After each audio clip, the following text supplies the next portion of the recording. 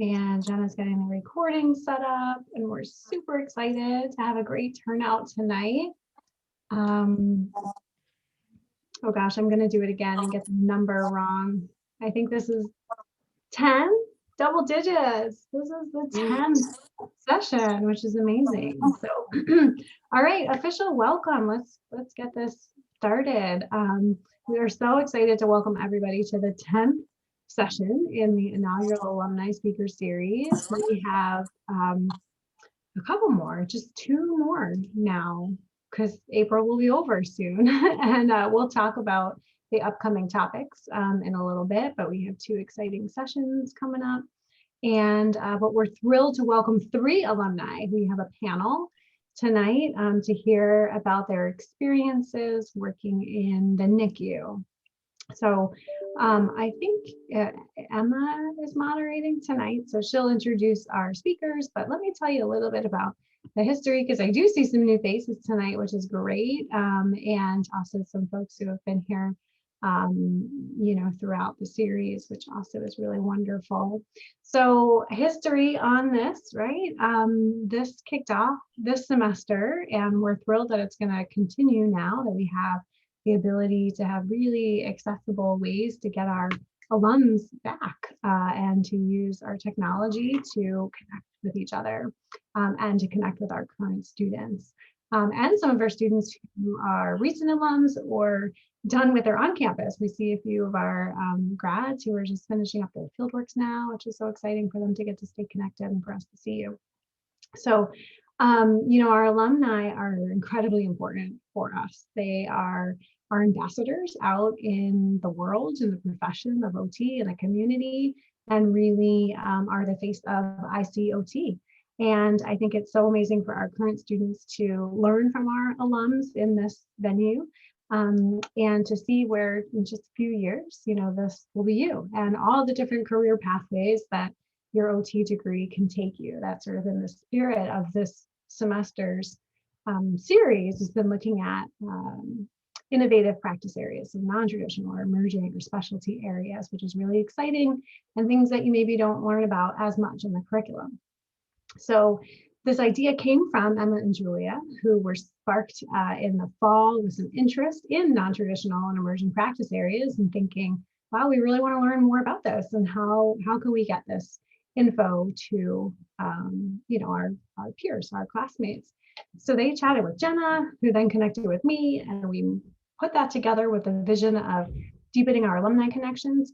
And again, using the technology that we have now to be able to, envision this series where we're merging the vision of connecting with alums with this idea of getting students more information about, beyond entry-level practice and sort of in more non-traditional areas.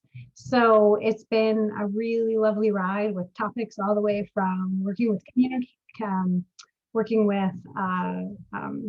interpreters and across cultures and languages. We've talked about entrepreneurship. We've talked about, oh my goodness, there's so many. Help me out. Why am I forgetting all our topics now? Because there's been 10. And oh goodness. Rehab technology. Thank you. Technology, and TBI and working in the military and just so many. Jess, you would know. You were here for every single one. Just help me out. And Mindy. Yeah, and Mindy's our rock star. Anyway, there's been a huge variety of topics, and a few more exciting ones coming up that we are just thrilled to be able to share with you. So enough rambling from me. Clearly I'm a little distracted tonight. I was telling folks right before I got on, and I was like, all the neighborhood kids showed up on my front porch and were arguing and yelling, and so I've been refereeing and just ran right into here. So without further ado, let me officially turn this over to Emma. We are so proud of Emma and Julia for all their hard work and their vision and bringing this forward. They've been a dream to work with. They have done so much work behind the scenes and in front on the stage here in doing their moderation. So I'll turn it over to Emma, and welcome to our alums. Thanks, everyone.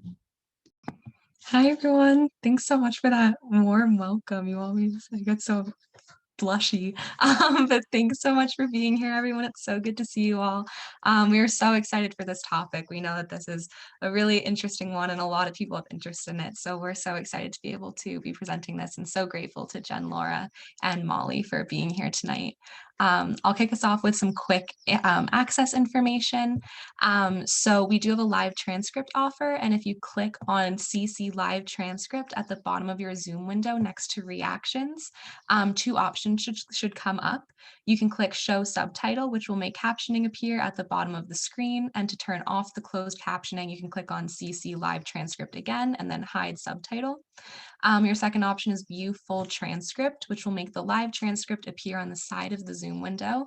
And if you want to view the full transcript and the chat feature at the same time, you can go to the top of the live transcript window and click on the downward facing caret, also known as a Karen, and then click pop out, and you can move the live transcript anywhere on your screen. The chat is at the bottom of the Zoom window, similar to the live transcript. And again, if you click on the chat button and then the caret at the top of the chat window, you can choose to pop out the chat and move it around your screen. We welcome you to use the chat feature throughout the presentation, and during the Q&A, we'll be fielding questions from the audience through audio, video, and chat. So please engage with the technology in whichever way is most comfortable for you. The session will be recorded, and along with an edited full transcript, we'll post it to the virtual OT site, Sakai site for current students, faculty, and staff to access. If you're an alum and you want to see the talk again, just please contact us and we'll figure out a way to get it to you. Like Julie said, this evening is our 10th session of the inaugural ICOT Alumni Speaker Series, which is absolutely wild. And today we have the pleasure of hearing from Mollie Lynch, Laura Koegst, so sorry if I butchered your last name, and Jen Weber discuss their experiences in the area of working in the NICU. Laura graduated from the ICOT program in 2014. Following graduation, she briefly worked in early intervention, focusing on feeding and working with children who were medically fragile and NICU graduates. In 2016, she became a member of the inpatient pediatric team, serving both Strong Memorial Hospital and Golisano Children's Hospital, where she had the opportunity to work with the inpatient pediatric acute floors, pediatric ICU, pediatric cardiac ICU, and neonatal ICU. From her experience, she has taken special interest in neurological development of neonates, infant feeding, and kinesiology taping.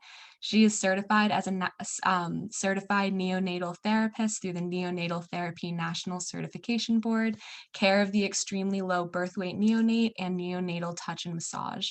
She has had the opportunity to develop her unit's NAS work group, small baby team, developmental care committee, and assists with running the oral skills and feeding committee. Jen is a graduate of Ithaca College's 2010 OT combined bachelor and master's program. She's a native of the Philadelphia area and resided there working in outpatient pediatrics and early intervention for 5 years. After marrying the love of her life, Zach, an aspiring Army neonatologist, they were relocated to San Antonio, Texas, where Jen began her career in the NICU. For the past 6 years, Jen has worked in a level 4 NICU at University Hospital and has provided support in the pediatric and congenital cardiac unit as well. She is neonatal touch and massage certified and holds a developmental care specialist designation. Jen is also a certified neonatal therapist and certified lactation counselor. Her NICU passions include parent education, particularly in the areas of safe sleep and breastfeeding. In addition to being a NICU therapist, Jen is a NICU mom. Her experience having a baby in the NICU helped to shape her into the therapist she has become today. And last but not least, Mollie is the graduate of the 2019 ICOT class, but did not begin working until July 2020 because of COVID. She completed a clinical at Nemours All DuPont Hospital for children in Florida, which included the NICU. That experience is truly what enabled her to get a job in the NICU as a new grad. She's currently 10 months in and learning something new every day. Our speakers will start us off with an overview of their work and experiences, which will be followed by a question and answer period where you all will have a chance to chat directly with them and ask any questions you might have. We envision this as an informal conversation and an opportunity to engage with our fabulous alumni. Thank you all so much for being here as part of our inaugural Alumni Speaker Series. And without further ado, I will turn it over to you to get us started. Thank you. So we didn't all coordinate as a group. So should we like go one at a time? Yeah, if you all, go one at a time, I guess, Okay. for 10 minutes each, and then we'll have our Q&A. Okay. Am I just volunteering to go first, stupidly? I think you walked into that, Laura. Yeah. Okay. So I did not make a presentation or any PowerPoint, but I quickly just jotted down some notes from what you guys had sent over email wise. So I'm sure a lot of this will be repetitive between the three of us. So I'll just kind of quickly go through. And if you guys want to jump in, NICU people, Molly or Jen, feel free to, please. I'm also sweating over here. I don't do Zoom meetings. So I don't know, I'm just gonna go in order. So a day in the life for me as a NICU therapist is very much like acute care setup. So I'm actually gonna back up. I can talk about my training first, kind of go in order. So I started out in the NICU right when I started working at the University of Rochester. So in 2016, I really got the opportunity to train in the NICU because of the other therapist was there. She had worked in the NICU for 10 years, saw something that she felt like I would be a good fit for the NICU. I thought that I would never get this in a million years. She trained me for about 10 months to a year where I didn't have a full caseload. I followed her, did a lot of one-on-one with her, shadowed other professionals within the NICU. And then at about a year, she actually left and I became the only NICU therapist. So from there, I took that opportunity to realize that I have no idea what I'm doing and got a bunch of those certifications that they talked about. Now I've been, I guess, almost 5 years in the NICU. My job or at University of Rochester, they've let me specialize. So I don't have to float to any other floors. I am only in the NICU full time from that year on. So for about 4 years, I've been full-time NICU. Day in the life for me is typically I walk in, I work 10-hour days because I find that a longer day helps to see the parents. So a lot of families have to go back to work at some point if they have a longer NICU stay, or if they're trying to utilize their leave in different ways, or if financially they need to go back to work. So I found that a longer day works better. So I typically start my day around 7 o'clock, come in, do chart reviews, and I pretty much chart review every single kid on my caseload because every day is a reassessment for these kids and where they're at. After going through all of their charts, I kind of make a priority due to any new evals that come in, any feeding evals, those are priorities for us. And then any kids that had any acute change in their status, whether there be quality of feed, some sort of change in medical status while I was gone or over the weekend. And then I hit the floors. I can be seen at the hospital with a backpack full of bottle nipples. I pretty much carry those around with me everywhere throughout my assessment.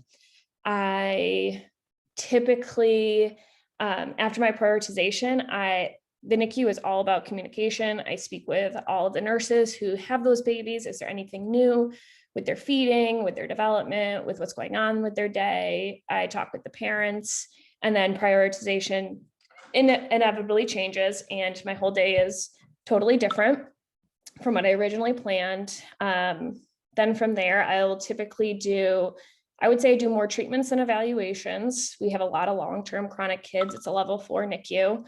And from there, sorry, I'm getting a lot of text messages.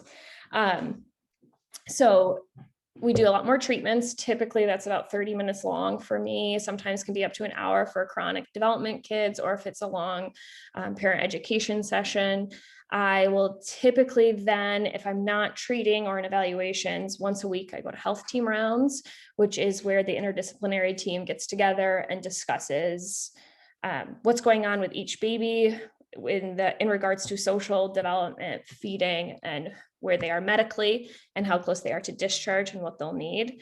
I will also be at any of those committees that they listed. So I help run the feeding committee, which is we're trying to continue to push towards Q-based feeding and optimize our feeding outcomes.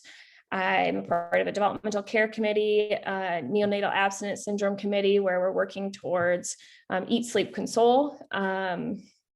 So oftentimes I'll be juggling a couple different things throughout my day.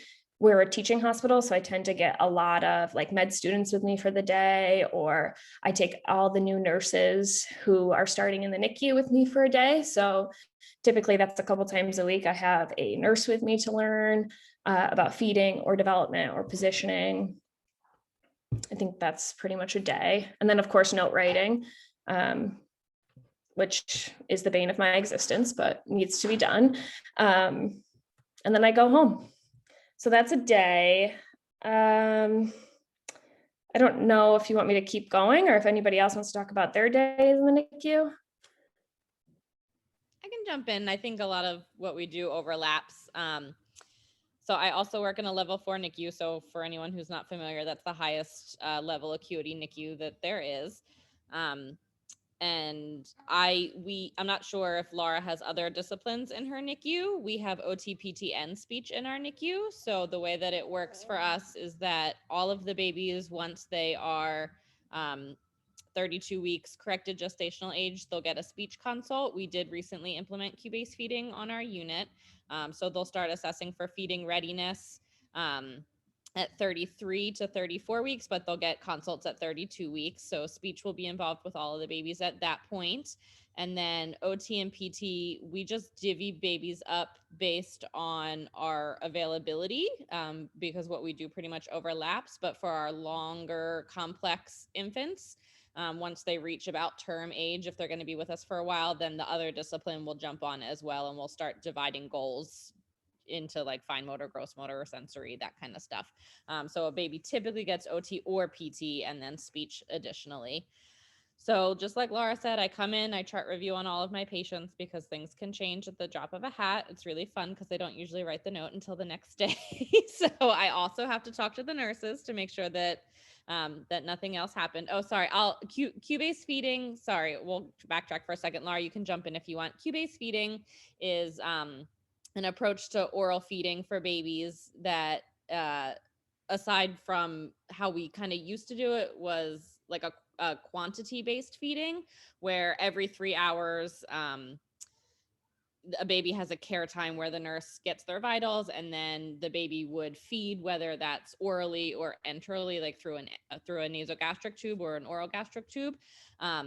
Cue-based feeding has just kind of taken it a step further and has basically like a score component to it, that instead of saying like, oh, a baby can eat once a day or a baby can alternate feeding by mouth and feeding through the tube, we actually assess the baby's readiness for feeding and if they're appropriate to feed in that moment.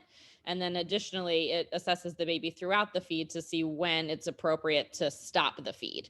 So rather than focusing on how much they're eating, we're looking more at the quality of their feeding. So Laura, if you want to jump in and add anything to that, you can. Yeah, so with cue-based feeding, like Jen had said, the previous approach was very volume driven. So full bottles or feeding fully orally by mouth is what gets an infant discharged home. So it was, you feed as best you can. And a lot of times bad feedings would look like physiological distress. So drops in oxygen saturations, needing blow by, very scary and traumatic, stressful things. Cue-based feeding takes into account the baby's neurological maturity. So where their primitive reflexes are they able to wake up, stay alert, suck and swallow, and have an intact gag? And then based on that, we look at the baby every time, and it seems like very much like common sense. You come in and say, does baby look like he or she wants to feed? If he or she is awake, rooting, looking interested, baby's able to take a pacifier, then we'll offer an oral feed. The theory is kind of most boiled down is you learn what you experience. And so we're teaching the right oral motor patterns, that if we force a baby to feed, they will learn atypical oral motor patterns, they will have a stressful experience, and their short-term and long-term success will be hindered. Throughout that time, we assess as well and say, is the baby telling us something through, sometimes it can be the monitor, but as simple as scrunching of their eyes, stop sign hands. And then as a feeding professional, we would be assessing the timeliness of their swallow. How safe does it look? Are they able to, their breathing patterns during that time? And then are we at the best fit equipment wise? So bottle or nipple or breast position, different things like that.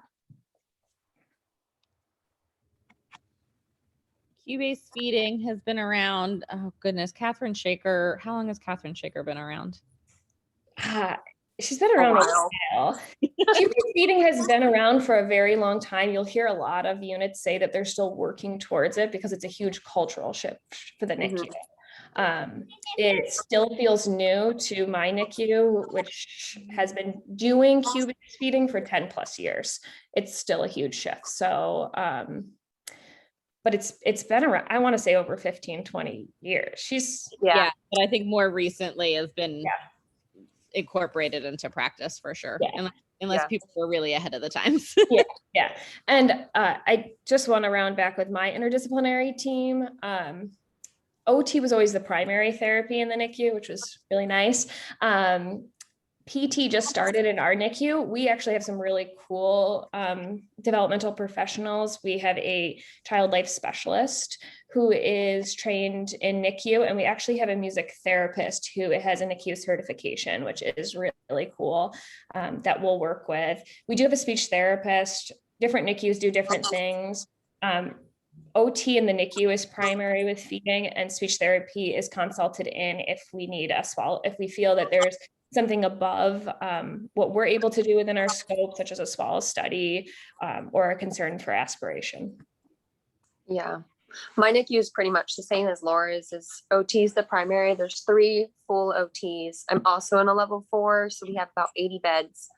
We're not always full, but I would say our average is probably 65, 70 kids we have, and it's level 4, so it's the highest acuity.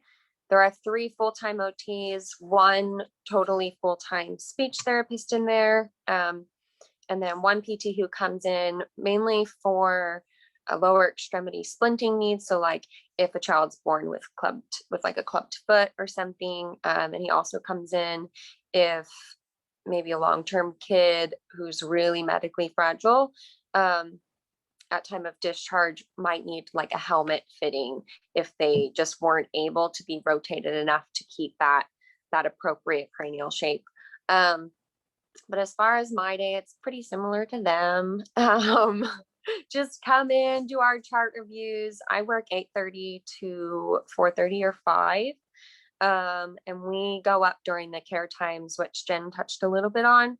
But a care time in the NICU is like the appropriate time basically to see a kid, especially for littles. So the ones that are super premature because they can't handle a lot of external stimulation. So a lot of input throughout the day. They need kind of it all chunked in one time so that they're able to get a pretty good chunk of totally peaceful, restful sleep, because ultimately that is their most important occupation at that age is to sleep and to grow.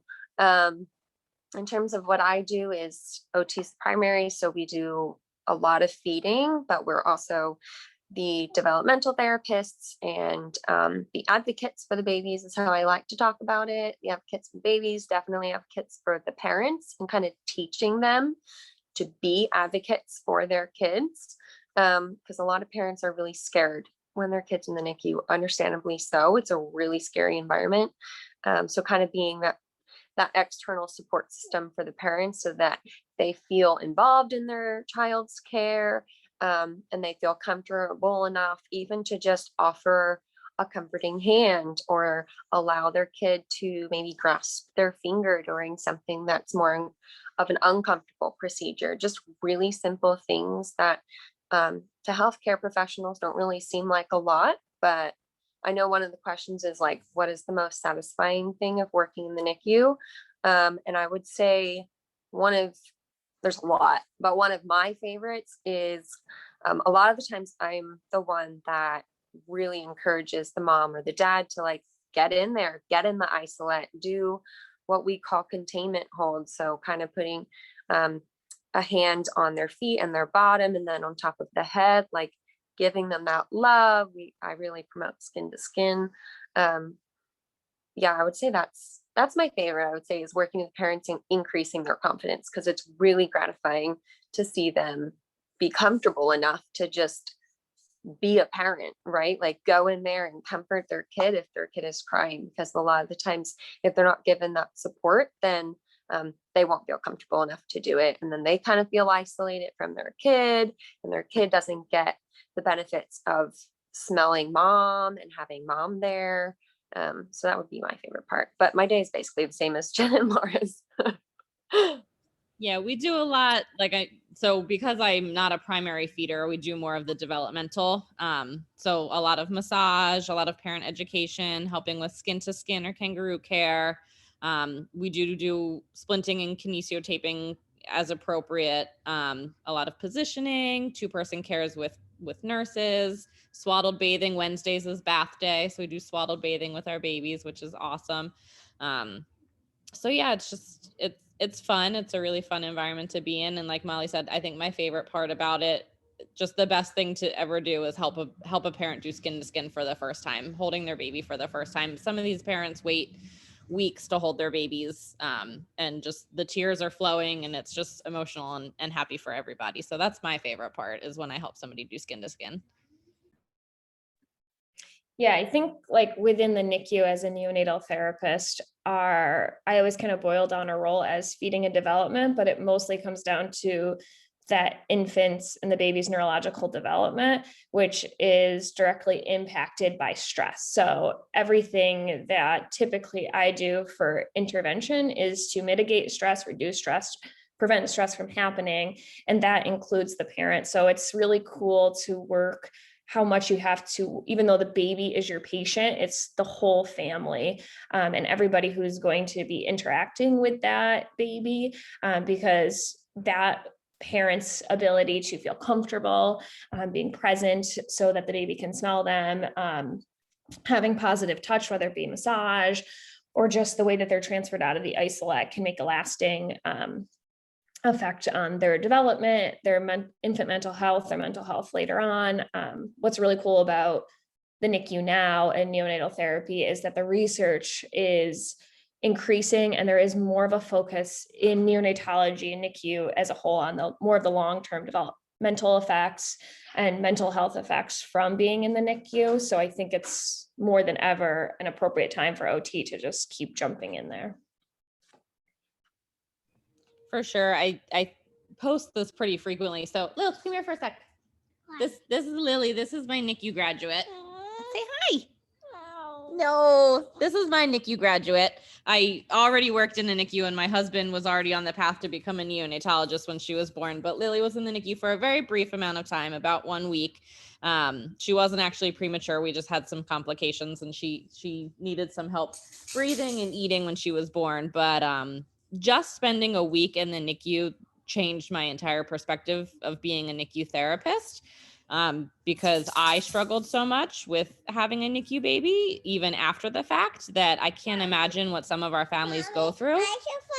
I know, baby.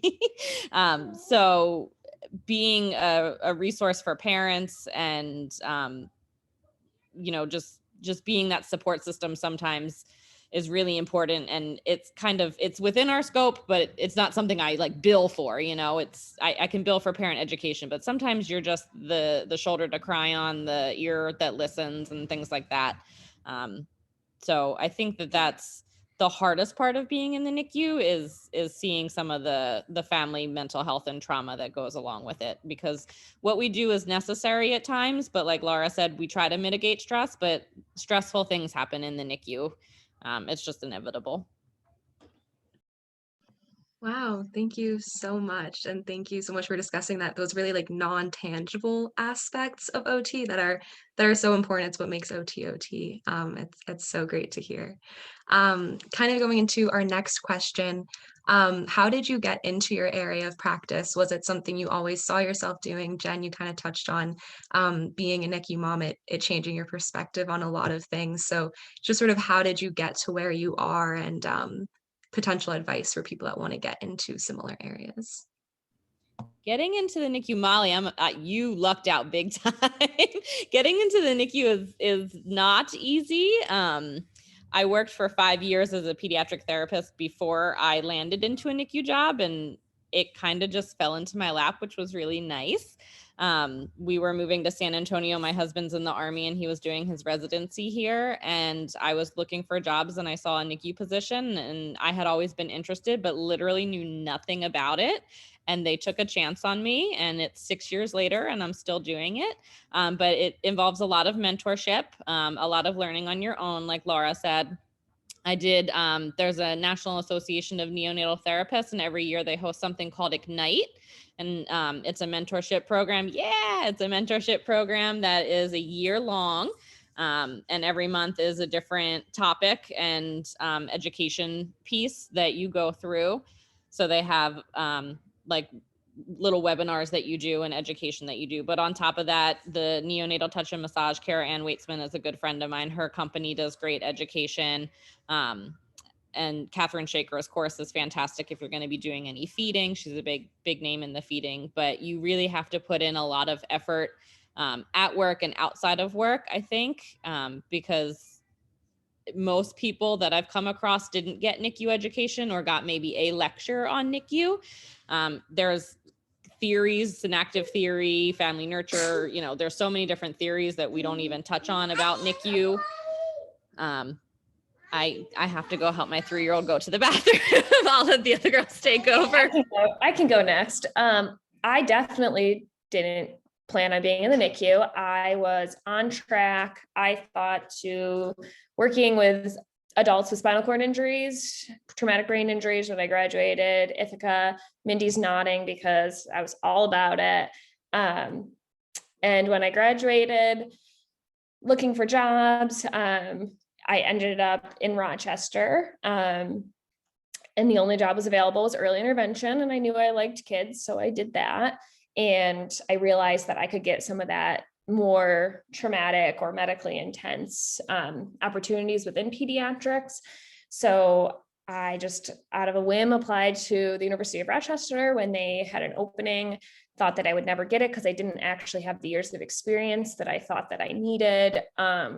And someone took a chance as well on me, which seems to be you need experience and kind of the drive, but also there's not a lot of NICU jobs. So they offered it.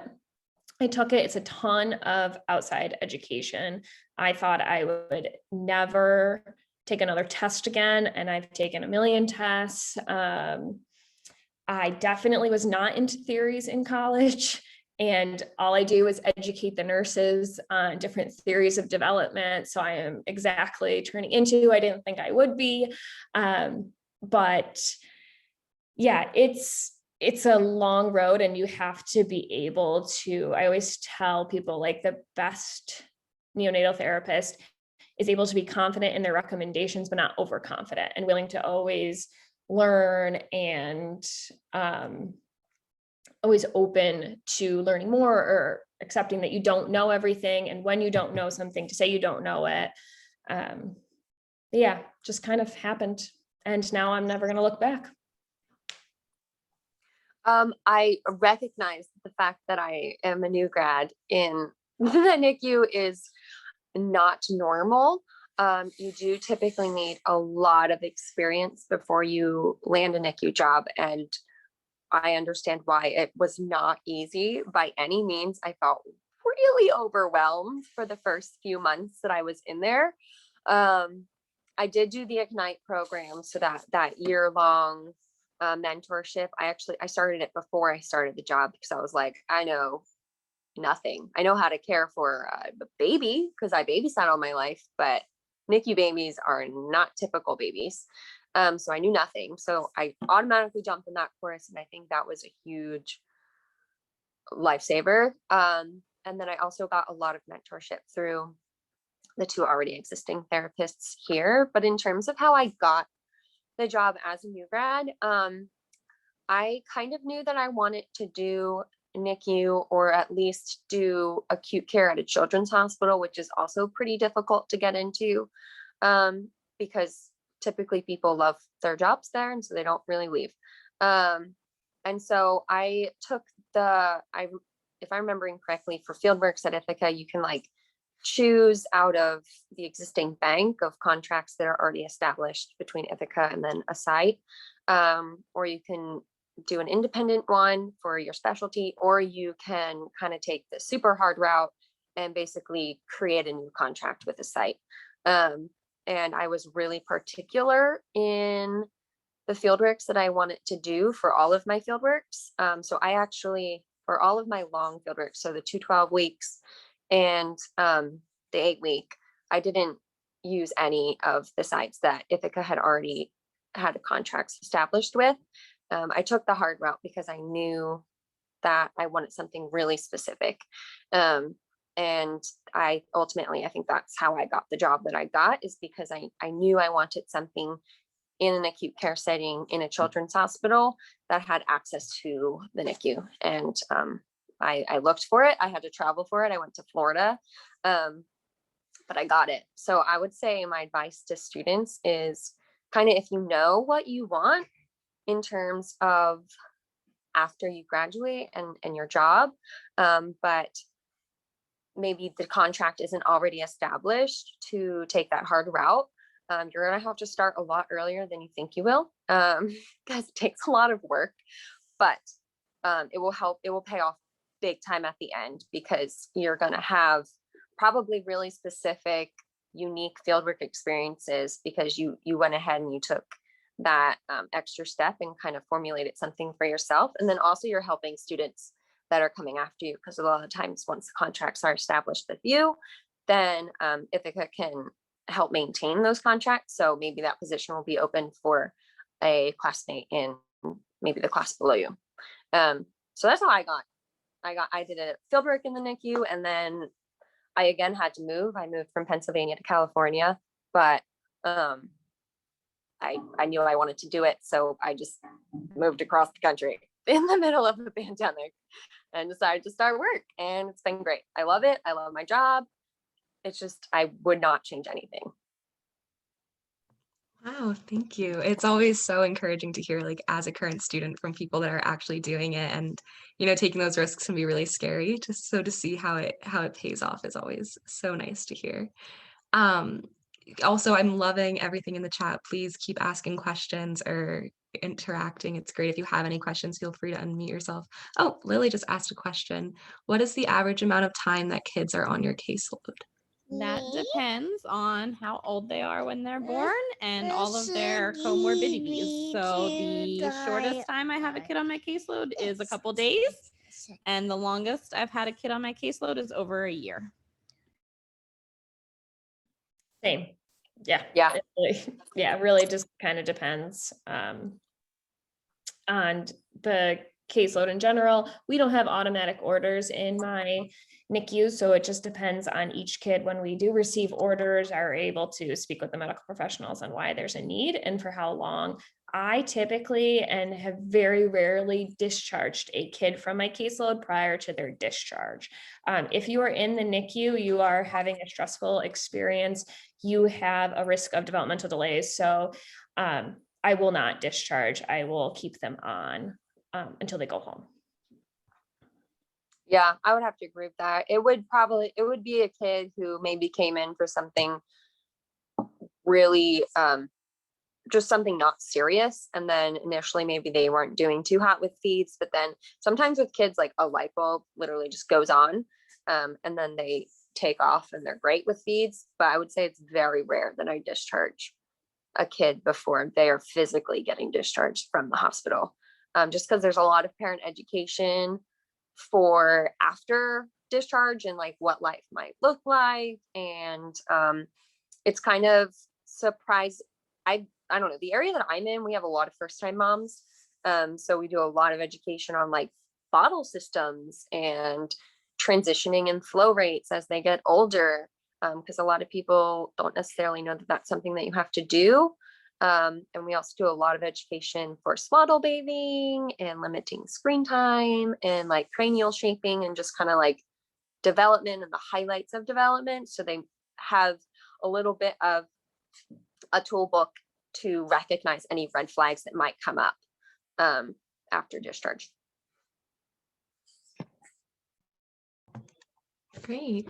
Melanie has a question in the chat. I'm really interested in the role of OT with lactation and support for mom and baby. Do any of the NICU OTs at your hospitals have lactation certifications, or are there additional lactation consultants primarily? Melanie, hi. I spoke to Melanie on the phone a couple weeks ago, actually. So in my hospital, we do in the mother baby, like newborn nursery, we have a couple in IBCLCs, that's International Board Certified Lactation Consultants. We only have one part-time IBCLC for our NICU. So one of the other therapists, the speech language pathologist, and I found ourselves frequently having, you know, the I don't want to say burden, but the pleasure of helping moms breastfeed when we had no idea what we were doing. So we decided that we wanted to learn more about it, and we got our certified lactation counselor designation, which right now is an online program through Healthy Children's Project, which is awesome. It was particularly important for me because I struggled to breastfeed my daughter. I pumped for a year. She was never a successful breastfeeder. So that caused a lot of trauma and stress for me. So I wanted to help our moms as much as possible on the NICU to breastfeed. So that's why I went ahead and did it. It's not required of our therapist, but I definitely think it's helpful if you don't have full-time IBCLC support. Yeah, within the NICU that I work at, we actually have a huge team of nurses who are certified in lactation. So we have a lactation team, and they full-time round 7 days a week in the whole children's hospital, and actually throughout the whole hospital. So we've had some instances with just pumping, other moms that were admitted into the hospital and needed some sort of support. So primarily breastfeeding is supported by our lactation consultants, but we work closely with them. So we take a lot of education together. We kind of present at each other's meetings to update each other, and we'll get a hold of each other if they see something stressful with bottle, or if I am supporting breastfeeding that day. We do work really closely together on tongue tie education. So tongue ties are a very controversial topic within at least my NICU. And I believe it's a pretty controversial topic on how much tongue ties impact breastfeeding, bottle feeding, and other oral motor development. So I've had some education in tongue ties alongside of the lactation consultants, and we work together to identify tongue ties and if they're functionally impacting oral feeding with breastfeeding or bottle feeding.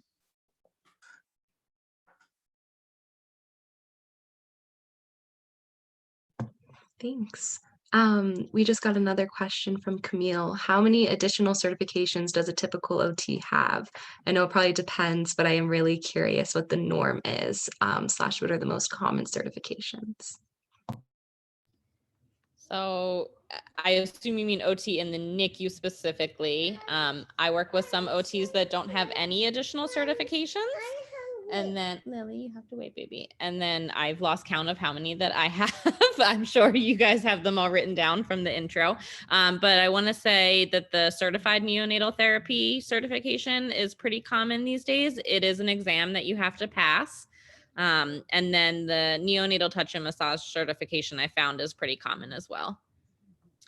Yeah, I would say those are the two most common. Most recently, my unit, I got certified in a nursing certification.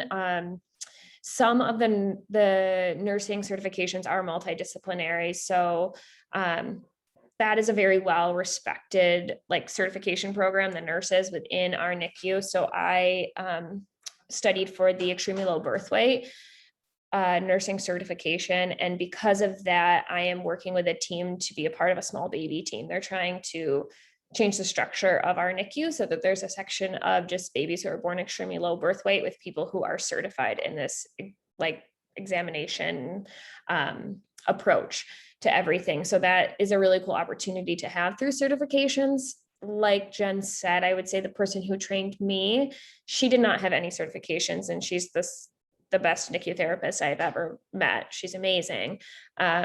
I liked the certifications for the structure to be able to identify, where I have a skill level or not. And it certainly is helpful if you're going to think about moving, or even just maintaining where you are with your expertise in the area when you're working with different medical professionals who maybe are not putting development or OT at the top of the list in the NICU. Thank you. I was just curious because I know that there's a ton of certifications out there, and I just didn't know like if there were common ones or whatever, but that makes a lot of sense. I didn't know if that would maybe help with like documentation or reimbursement purposes too. So yeah, I was just curious. I think I learned a lot on how to be a better therapist through studying for the certifications, which was really the most helpful. I don't see it impacting like reimbursement or documentation, but it gave me a lot of confidence, but I learned so much more just taking the time to do some outside learning. But yeah, it's not necessary to do at all. It also costs a lot of money. Yeah, I was gonna say it might be expensive to get all those certifications, but I It's definitely a lot of money. Yeah. yeah. And some hospitals will reimburse you for some won't. I've paid for, it's a lot. So you have to kind of budget that into when you're going to do them.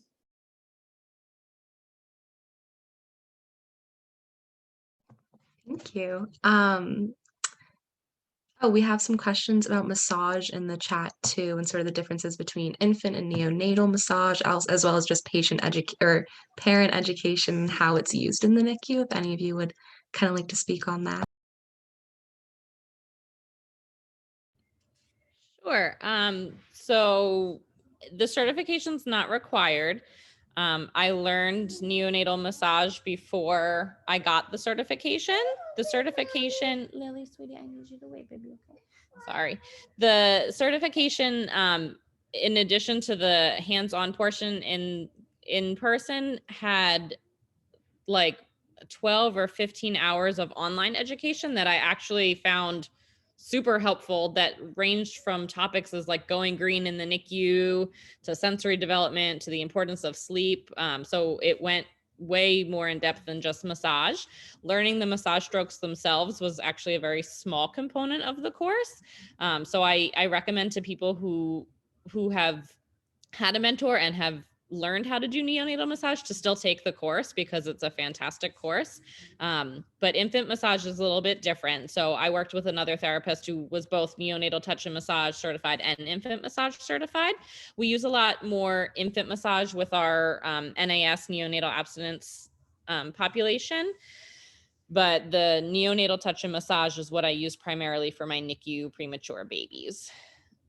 And I teach my parents as soon as the babies are appropriate. I want parents to be learning how to do it. And like Molly said, we start with just teaching them appropriate touch in the NICU, and then we work our way up to things like skin to skin and massage. And I would say the neonatal touch and massage certification program, I did that before I took my certified neonatal therapy test, and it was great study guide for it. So if you time everything right, it ends up lining up nicely. We also use a lot of neonatal touch and massage, especially, and a little bit of infant massage with our neonatal abstinence syndrome population, which is, I don't know if anyone knows what NAS is, but it's when babies are born exposed to drugs in utero, and could also be from procedures or medication that were provided within the NICU. I find the touch and massage or like skin to skin interventions within that population is really helpful, because those parents are really working on how to connect with their baby and grappling with the what that exposure has done to their behavior at that given time. So I really like how it just brings kind of a connectedness between the two people. Thanks. A lot of you touched on what are the most rewarding aspects, as well as some of the more challenging aspects of working in the NICU. But I'm personally curious, just what are some of your favorite memories, maybe some really special clients or something like that. But yeah, just some of your favorite memories from working in the NICU.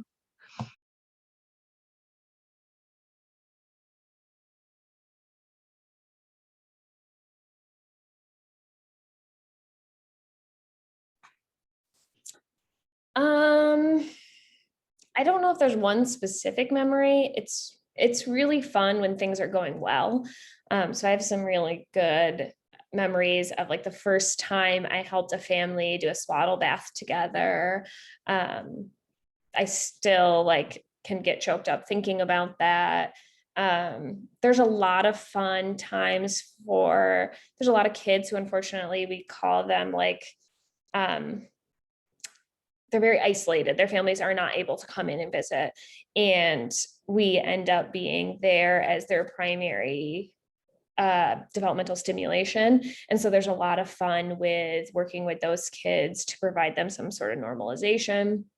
I also have some really good memories of babies that have passed away.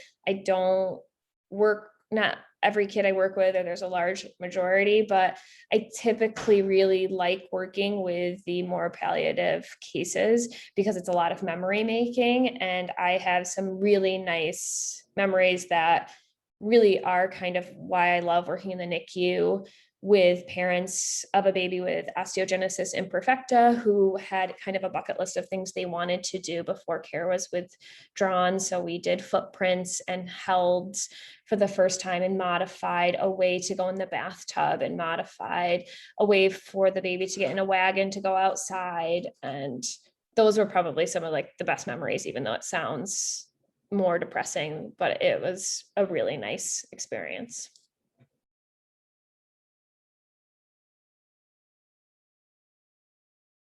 I missed the question. Oh, sorry. Go ahead, Molly. No, you go.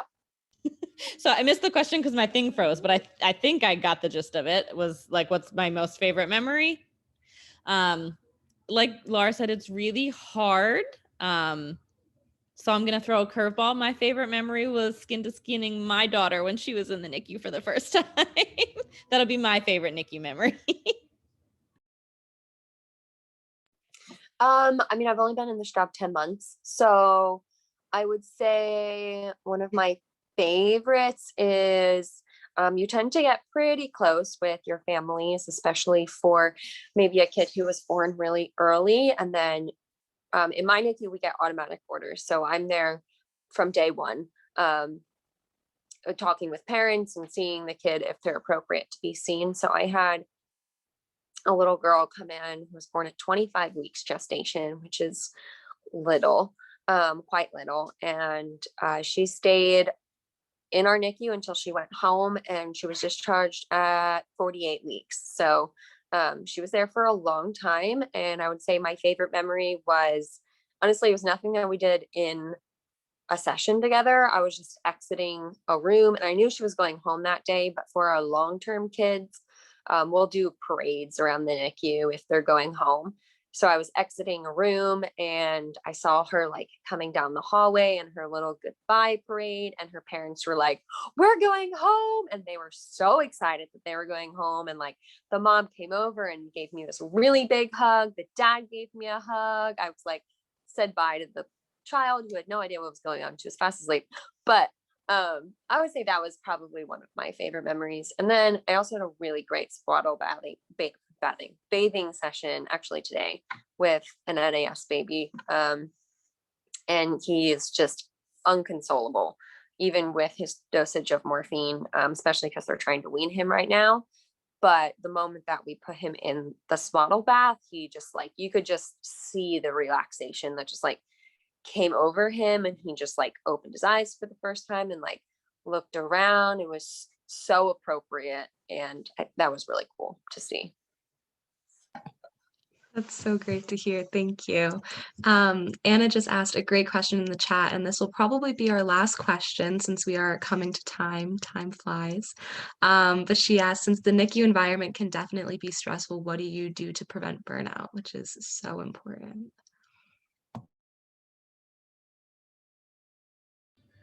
So I'm a weirdo and I love the NICU environment. And as difficult as it can be sometimes, I used to work with kids on the autism spectrum, and I burn out doing that a lot faster than I burn out working in the NICU. I'd like to say that I come home and relax, but I've got a 3-year-old and 3 dogs and a doctor husband who isn't around very much. So I don't really have a good answer for that. Baths, candles and baths and wine. I would say I get burnout. We have a very big NICU. It's about 80 beds, cribs, but we're typically over capacity and floating in. We have myself, and then there's now one other NICU therapist. So there's 2 of us. So I get burnout. Typically what I do I've learned a lot in the 5 years of how to leave work at work, and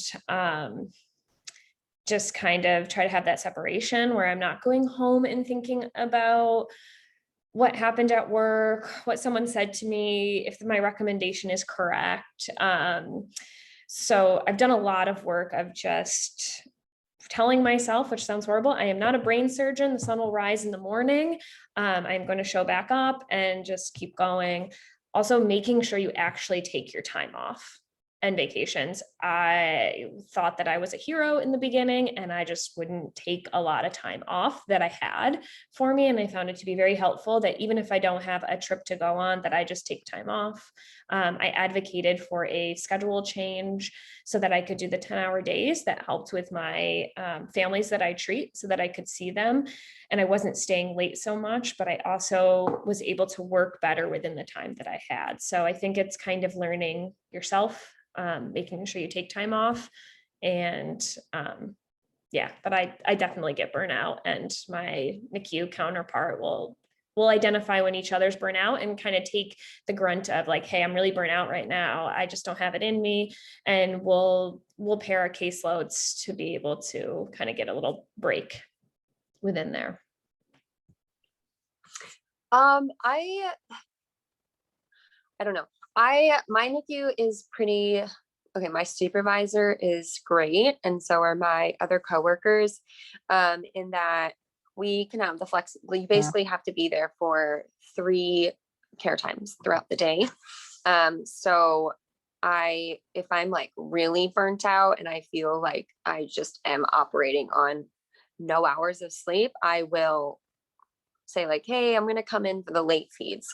And that actually really helps, because then that kind of, I don't know, it lets you sleep in, and the day just feels different if it's off of what your typical hours are. So that's one way I don't burn out, but also taking time off for sure. I'm obviously in a new state. So I travel somewhere every weekend. I'm really into hiking and backpacking, and I recently built out my car so that there's a bed in the back.